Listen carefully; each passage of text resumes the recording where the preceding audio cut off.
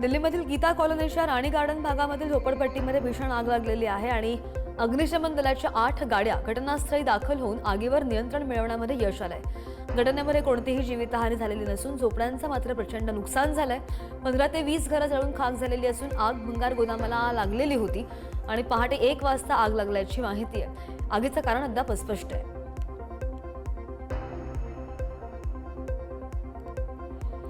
रुद्रप्रयाग येथील केदारनाथ मंदिराचे दरवाजे बंद करण्याची धार्मिक परंपरा आहे आणि पारंपरिक प्रथेनुसार पंचमुखी डोली मंदिर परिसरामध्ये फिरवण्यात आली आणि त्यानंतर बाबा केदारनाथ मंदिरामध्ये प्रवेश सुद्धा केला। पालखी आत येताच पुजाऱ्यांनी हिवाळी बंदची तयारी सुरू केली आणि या सोहळ्यासाठी मंदिर सुमारे 12 क्विंटल फुलांनी सजवण्यात आलं होतं। ढोल ताशांच्या गजरामध्ये आणि हर हर महादेवच्या जयघोषात परिसर दुमदुमून निघाला। आज मंदिरामध्ये पूजा सुरू करून मुख्य दरवाजे बंद करण्यात आले आणि यानंतर 25 ऑक्टोबरला बाबांची डोली रामपूर गुप्तकाशी मार्गे उखीमठ येथील मंदिरामध्ये नेण्यात येईल। पुढचे 6 महिने तिथेच पूजा होणार आहे। उत्तर काशीमधील पवित्र गंगोत्री धामाचे दरवाजे आज 22 ऑक्टोबरला सकाळी 11:36 बंद झाले। अन्नकूटाच्या विशेष दिवशी दरवाजे बंद होण्यापूर्वी दीपोत्सव आणि विशेष पूजा अर्चा आयोजित करण्यात आलेली आहे। यंदा तब्बल 7.57 लाख भाविकांनी दर्शन घेतलंय, तर मंदिर परिसर फुलं, दिवे आणि हाराने सजवण्यात आल्याची माहिती आहे। दरवाजे बंद झाल्यानंतर दिवे लावून उत्सव मूर्ती पालखीमधून मुखवा गावामध्ये नेण्यात आलेली आहे आणि जिथे हिवाळ्यामध्ये तिची पूजा केली जाते। धार्मिक श्रद्धा आणि भक्तीचा हा सोहळा मोठ्या उत्साहात पार पडला।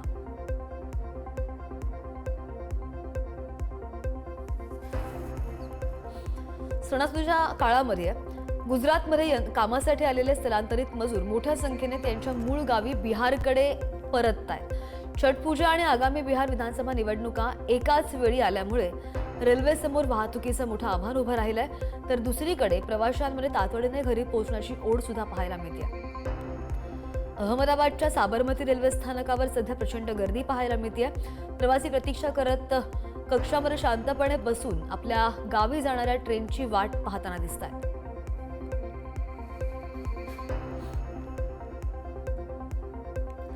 गोरखपूरमध्ये काल मुख्यमंत्री योगी आदित्यनाथ यांनी गोरक्षनाथ मंदिरात पारंपरिक गोवर्धन पूजा केली। दिवाळीनंतर साजरा होणाऱ्या या महत्त्वाच्या सणाच्या निमित्तानं त्यांनी विधिवत पूजा सोहळा पार पडलाय आणि पूजेनंतर त्यांनी मंदिराच्या गोशालेमधील गायींना स्वतःहून चारा भरवला, गोरक्षणाचा संदेश दिलाय। मुख्यमंत्री योगी आदित्यनाथ यांची गोरक्षण आणि पारंपरिक सणांप्रती असलेली निष्ठा यावेळी पुन्हा एकदा पाहायला मिळाली। गोरखपूरमधील गोरक्षनाथ मंदिरामध्ये झालेल्या या धार्मिक सोहळ्यामुळे संपूर्ण परिसर भक्तिमय वातावरणाने भारून गेलेला होता आणि गोवर्धन पूजेच्या निमित्तानं गोरक्षणाची ही सेवा राज्यभर चर्चेचा विषय ठरली आहे।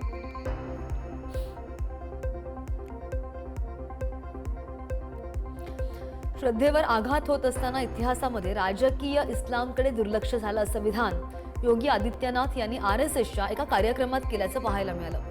महाराणा प्रताप, गुरु गोविंद सिंग आणि शिवाजी महाराजांसारख्या योद्ध्यांनी दिलेला हा लढा दुर्लक्षित राहिला, ज्याचं उद्दिष्ट राष्ट्राचं विभाजन आणि डेमोग्राफी बदलणं आहे। यासह योगींनी हलाल प्रमाणित वस्तू खरेदी न करण्याचं आवाहन केलंय, कारण या पैशांचा वापर लव जिहाद आणि धर्मांतरासाठी होत असल्याचं योगी आदित्यनाथ म्हणाले।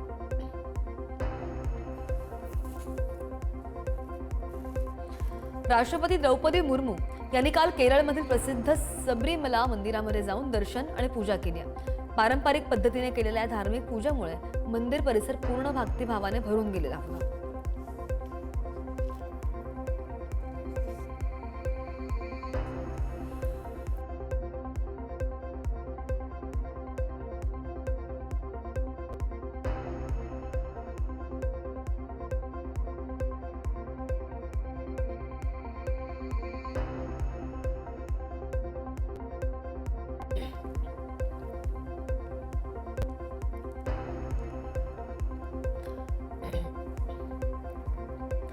केरळच्या प्रदामत स्टेडियममधील हेलिपॅडवर राष्ट्रपती द्रौपदी मुर्मू यांच्या हेलिकॉप्टरच्या लँडिंगनंतर अपघात होता राहिलेला आहे। हेलिकॉप्टर उतरल्यानंतर हेलिपॅडचा काही भाग खचला आणि हेलिकॉप्टर अडकून पडलं। सुदैवाने राष्ट्रपती आधीच बाहेर पडल्या होत्या आणि त्यामुळे अनर्थ टळलेला आहे आणि त्यानंतर तात्काळ पोलीस आणि अग्निशमन दलाच्या जवानांनी हेलिकॉप्टरला अक्षरशः हातांनी ढकलून सुरक्षित जागी हलवलंय। या घटनेमुळे काही वेळ गोंधळ निर्माण झाला होता, मात्र कोणतीही मोठी दुर्घटना झाली नाही। प्रशासनाने या घटनेची गांभीर्याने दखल घेत तपास सुद्धा सुरू केलाय. ही घटना सुरक्षेच्या दृष्टीने महत्त्वाची मानली जाते.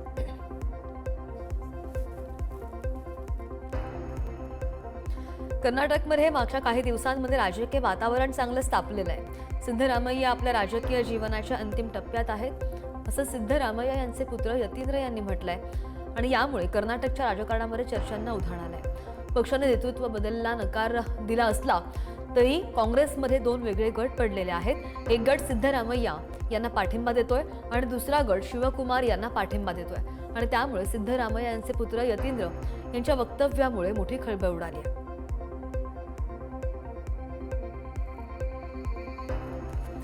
बिहार विधानसभा निवडणुकांपूर्वीच तेजस्वी यादव यांच्या राष्ट्रीय जनता दल पक्षाला एक नाही तर 3 धक्के बसलेत. राजदच्या 2 विद्यमान आमदारांनी पक्ष सोडला आहे, तर एका उमेदवाराचा अर्ज बाद झाल्याने ही जागा पक्षाला गमवावी लागली आहे. परसाचे आमदार छोटेलाल राय यांनी जदयूमध्ये प्रवेश केलेला आहे, तर बरियापूरचे आमदार केदारनाथ सिंग यांनी भाजपमध्ये प्रवेश केला आहे. विशेष म्हणजे या दोन्ही आमदारांना भाजप आणि जेडीयूने तत्काळ उमेदवारी सुद्धा जाहीर केली आहे. केंद्रीय मंत्री चिराग पासवान यांनी बिहारचे मुख्यमंत्री होण्याची आपली इच्छा अखेर उघडपणे व्यक्त केली आहे. यामुळे बिहारच्या राजकारणामध्ये नवीन चर्चा रंगलेल्या आहेत. त्यांना मुख्यमंत्री होण्याची इच्छा आहे, पण सध्याच्या परिस्थितीत एनडीएचा चेहरा फक्त नितीश कुमार आहेत आणि त्यामुळे ते कधी मुख्यमंत्री होतील हे सांगू शकत नाही. मात्र त्यांचे बिहार प्रथम, बिहारी प्रथम हे ध्येय कायम आहे, असं सुद्धा त्यांनी सांगितलंय. आजच सगळं काही नको, मी स्थिरतेवर विश्वास ठेवतो, असं सुद्धा ते म्हणालेत. आपला पक्ष भाजपामध्ये विलीन करण्याच्या प्रश्नाला त्यांनी ठाम नकार दिलेला आहे आणि जेव्हा पक्षाचे देशभरात अस्तित्व आहे. राजस्थानमधील कोटा जिल्ह्यामध्ये कफ सिरप प्यायल्यामुळे एका वृद्धेचा मृत्यू झाल्याची गंभीर घटना घडली आहे. या घटनेनंतर ड्रग कंट्रोलर विभागाने तत्काळ मोठी कारवाई केली आहे. अनंतपुरा भागामध्ये राहणाऱ्या महिलेला खोकल्याचा त्रास झाला आणि त्यासाठी तिच्या मुलानं मेडिकल स्टोअरमधून कफ सिरप आणलेलं होतं. ते प्यायल्यानंतर तिची तब्येत अचानक बिघडली आणि उपचारांदरम्यान तिचा मृत्यू झाला. कुटुंबियांच्या तक्रारीनंतर पथकाने एका मेडिकल स्टोअरला आणि गोदामावर छापा टाकून 500हून अधिक कफ सिरपच्या बॉटल्स जप्त केलेल्या आहेत आणि या बॉटल्सचे नमुने चाचणीसाठी प्रयोगशाळेमध्ये पाठवण्यात आलेले आहेत.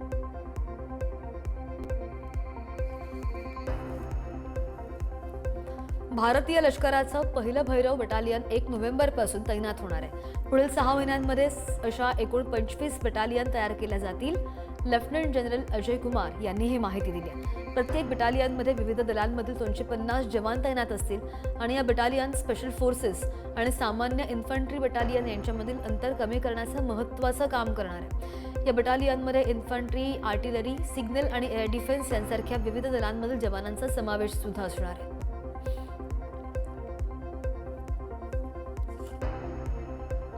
मणिपूरच्या उखरुल जिल्ह्यामध्ये आज ऐतिहासिक क्षण अनुभवायला मिळाला. अटो किलॉन्सर थुईगालेंग मुईवा तब्बल 50 वर्षांनंतर आपल्या जन्मगावी परतलेत. टंकुलॉंग ग्राउंडवर हजारो नागा बांधवांनी उत्स्फूर्तपणे त्यांचं स्वागतही केलंय. नागा शांतता करारामधील मुख्य वाटाघाटी कार्यकर्ता असलेल्या मुईवा यांचा हा दौरा भावनिक आणि राजकीयदृष्ट्या अतिशय महत्त्वाचा मानला जातो आणि त्यांच्या आगमनाने उखरुलमध्ये आनंदाचं वातावरण सुद्धा होतं. टंकुल नागा समाजासाठी ही भेट एक ऐतिहासिक पर्वणी ठरली आहे.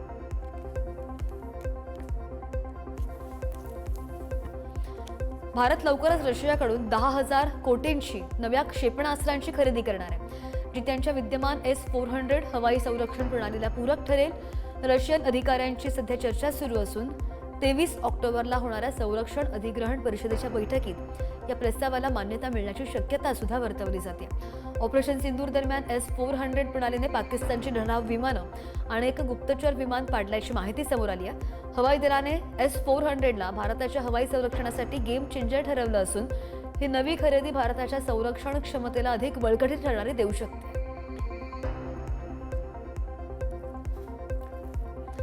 कोलकाताहून श्रीनगरकडे निघालेल्या इंडिगो एअरलाइन्सच्या विमानाला वाराणसी विमानतळावर इमर्जन्सी लँडिंग करावं लागलं. उंचावर असताना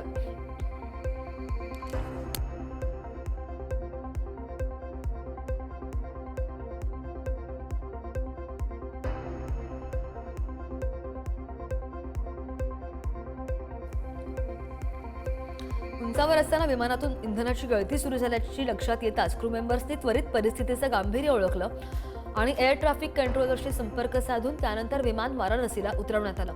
या विमानामध्ये एकूण 166 प्रवासी आणि कर्मचारी होते. सुदैवाने सगळे प्रवासी आणि क्रू मेंबर सुखरूप असून त्यांना विमानातून उतरवून विमानतळावरील आगमन विभागामध्ये आणण्यात आले.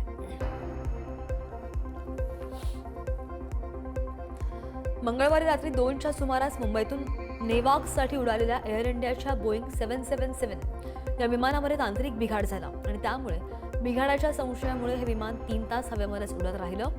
त्यानंतर या विमानाला नेवार्कला न पोहोचता परत मुंबईला यावं लागलं. सुरक्षेच्या कारणासाठी कंपनीने AI-191 आणि AI-144 ही 2 उड्डाणं सुद्धा रद्द केलेली आहेत. दरम्यान अडकलेल्या प्रवाशांसाठी हॉटेलमध्ये व्यवस्था करण्यात आलेली असून त्यांच्यासाठी पर्यायी विमानांची सोयही केली जाते. तांत्रिक समस्यांचा तपास सुरू असून कंपनीने प्रवाशांच्या सुरक्षिततेसाठी तत्परता दाखवली आहे.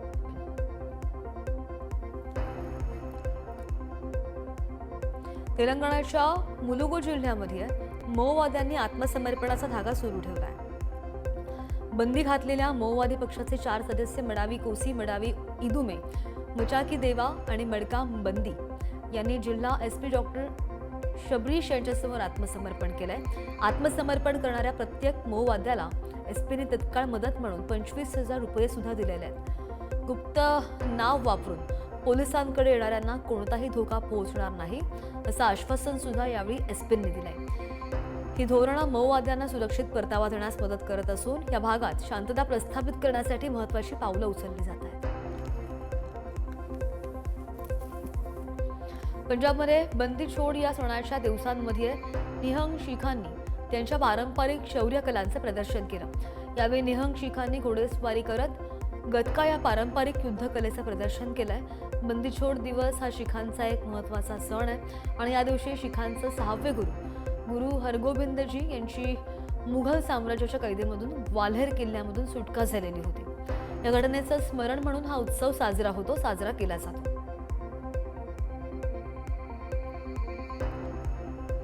मध्य प्रदेशमध्ये विषारी सिरपमुळे 26 मुलांचा मृत्यू झाल्यानंतर राज्य सरकार आता सूक्ष्म पातळीवर औषध भेसळीची चौकशी करण्याची तयारी वर्तवत आहे. संपूर्ण औषध चाचणी प्रणाली अपग्रेड करण्यासाठी एक प्रस्ताव तयार करण्यात आलेला आहे.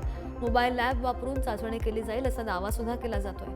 या बदलासाठी अंदाजे 211 कोटींचा खर्च अपेक्षित आहे. राज्य सुरक्षा आणि नियामक बळकटीकरण योजनेअंतर्गत हा प्रस्ताव केंद्र सरकारला सादर करण्यात आल्याची माहिती आहे.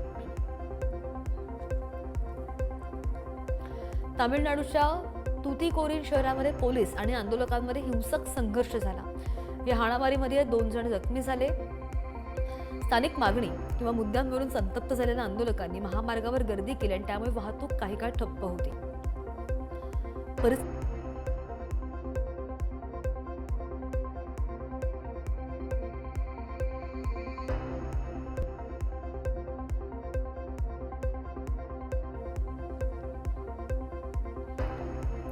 लवकरच त्याचे रूपांतर हिंसक संघर्षात झाल्याची माहिती आहे. जमावाला पांगवण्यासाठी पोलिसांना बळाचा वापर करावा लागला.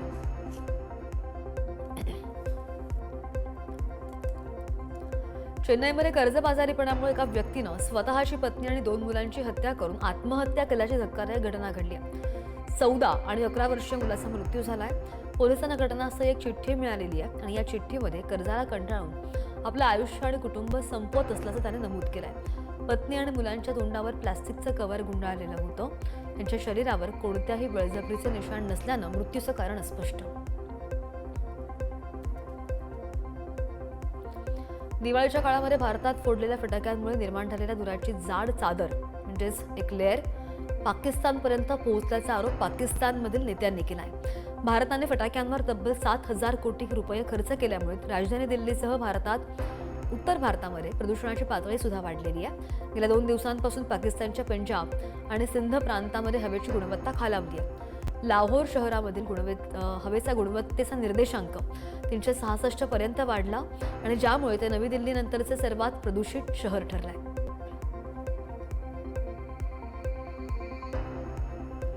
डोनाल्ड ट्रम्प यांनी व्हाईट हाऊसच्या पूर्व विंगचा संपूर्ण भाग पाडण्यास मंजुरी दिली आहे. या जागेवर 90,000 चौरस फुटांचे आलिशान बॉलरूम उभारण्यात येणार आहे. व्हाईट हाऊसच्या इतिहासातील सर्वात मोठं बांधकाम असून अमेरिकेच्या सर्वाधिक महत्त्वाच्या ऐतिहासिक वास्तूचीही मोडतोड असल्याचं मानलं जात आहे. पूर्व विंग फार मोठी बाब नाही, ती एक छोटी इमारत होती. सरकारी मेजवानी आणि इतर समारंभ भव्य स्वरूपात आयोजित करण्यासाठी बॉलरूम आवश्यक आहे, असं डोनाल्ड ट्रम्प यांनी म्हटलंय. डोनाल्ड ट्रम्प यांनी भारत आणि पाकिस्तान यांच्यामधील तणावावर पुन्हा एकदा मोठं विधान केलंय. दोन्ही देशांमध्ये जर युद्ध झालं तर त्यांना अमेरिकेचे टॅरिफ भरावे लागेल असा इशारा आपण दिला होता, असा दावा सुद्धा ट्रम्प यांनी केलाय. भारत आणि पाकिस्तानला जर लढायचं असेल तर त्यांनी खुशाल लढावं, पण त्यांना टॅरिफ भरावं लागेल. 2 दिवसांनंतर त्यांनी मला फोन केला आणि सांगितलं की यापुढे लढणार नाहीत, असं ट्रम्प म्हणाले. आपल्या आंतरराष्ट्रीय व्यापार धोरणामध्ये टॅरिफ किती महत्त्वाचं आहे हे दर्शवण्यासाठी ट्रम्प यांनी ही घटना सांगितली.